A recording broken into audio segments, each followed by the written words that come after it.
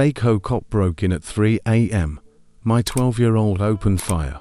A loud crash shattered the 3:06 a.m. silence as my front door was blasted from its frame.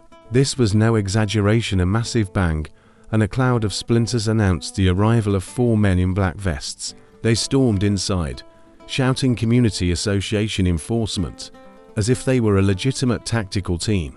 The problem was, they weren't law enforcement. They weren't even part of the official homeowners association. They were just thugs in cheap imitation uniforms. And that night, they made a critical error. They chose the wrong home. My name is David Klein, a former soldier, now a stay-at-home father to my 12-year-old son, Noah. We live in a quiet cul-de-sac on the outskirts of a small lakeside town in Minnesota.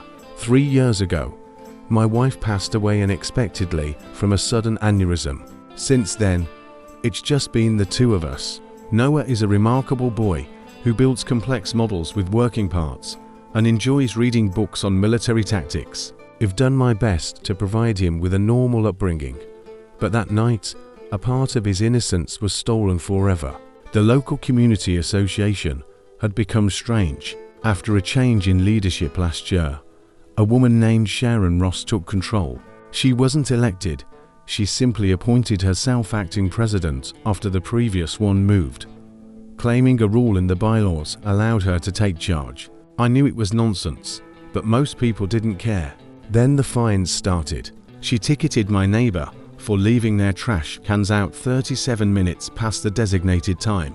Another resident was penalized for an improper paint shade because his house was an off-white instead of the approved eggshell cream. I kept my distance until she targeted my own truck, an older pickup I kept parked on the side of the driveway. She deemed it a military-style vehicle, which she claimed was banned from residential properties, adding on fees that raised the total fine to over $3,800.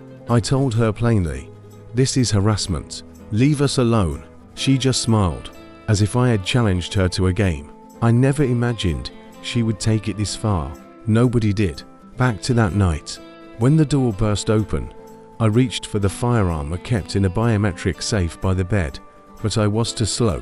One of the men was already in our room, yelling and shining a flashlight in my face. Another yanked the blanket off me, shouting something about a compliance inspection. I saw the vest, black nylon with the words security enforcement, no official badge, no name tag, and no real authority. I didn't resist. I raised my hands. "You have the wrong house," I said. He shoved me back. "No, right house. Non-compliant vehicle on record. We are authorized to inspect and impound." They weren't even trying to hide their motive. Another man was in the living room, ransacking drawers and shouting, "Found cash." A third was yelling at Noah, who stood in the hallway, shaking and barefoot, trying to comprehend what was happening. That's when everything changed. Months before, I'd started teaching Noah about firearm safety, just the basics, how to handle a gun, how to unload it, and the importance of never touching it without me present. But I also told him, if someone ever breaks in and I can't help you, you do whatever it takes to survive. I never thought he'd have to remember those words, but he did. Noah didn't scream or cry. He slipped back into his room, while the man in the hallway was distracted. He opened the small biometric lockbox on the closet shelf, the one we practiced with every few weeks. Inside was a small pistol, a small caliber, but enough to make a statement. I didn't see him do it, but I heard the shot, followed by a moment of silence, then a scream. The man in the hallway fell, grabbing his thigh as blood spread across his pants. Noah stepped out, his face ghostly pale, holding the gun with both hands just as we had practiced. In the calmest voice I have ever heard, he said, "Drop your weapons, or I will shoot again." You could have heard a pin drop. The man in our bedroom froze. The man in the kitchen swore and fled out the back. The one rifling through our drawers hesitated for a second before following. Within moments, 3 of them were gone, the screech of their tires fading, of their black, plateless SUV sped away. Noah didn't lower the gun until I took it from his hands. His arms were trembling, and his eyes didn't blink for nearly a minute. I held him, telling him he did the right thing and that I was so proud of him. The fourth man, the one he had shot, was still groaning on the floor. I called 911, telling them we had an intruder, that he was armed, and my son had fired in self-defense. The dispatcher asked for confirmation. "Your son shot the intruder?" I said, "Yes." After a short pause, she said, "Police are on the way. Keep the gun secure. We'll take it from here." Real police officers with real badges arrived 6 minutes later. They cuffed the man, read him his rights, and called for an ambulance. When they asked what happened, I showed them the fake uniform, the plastic badge, and the absurd printout that read HOA warrant of entry. One of the officers actually laughed. "This is the dumbest thing I've ever seen," he said. They made their own warrant. It turned out that Sharon had created an entire fake enforcement division, printing false documents and ordering phony gear online.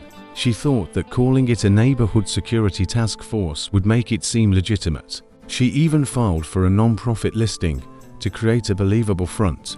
But it was all a lie. Just her and a few associates trying to intimidate people into compliance. The police traced the getaway SUV to her boyfriend, a man with a record for impersonating law enforcement. The man Noah had shot was on parole. Sharon claimed it was all a misunderstanding, that she thought they were just doing compliance checks and had no idea they would go so far. She was arrested for conspiracy to commit home invasion, impersonating law enforcement, and reckless endangerment. The others are facing similar charges. The district attorney cleared Noah the next morning, stating it was the clearest case of juvenile self-defense they had ever seen. No charges, no probation, nothing. But it wasn't without its lasting impact. For weeks, Noah had trouble sleeping. He constantly checked the locks and asked if we should move. One night, I heard him whisper, "I thought I was going to die." It broke my heart. I sat on the edge of his bed, holding his hand, and told him, "You were so brave, braver than I ever was at your age. But you don't have to be brave anymore.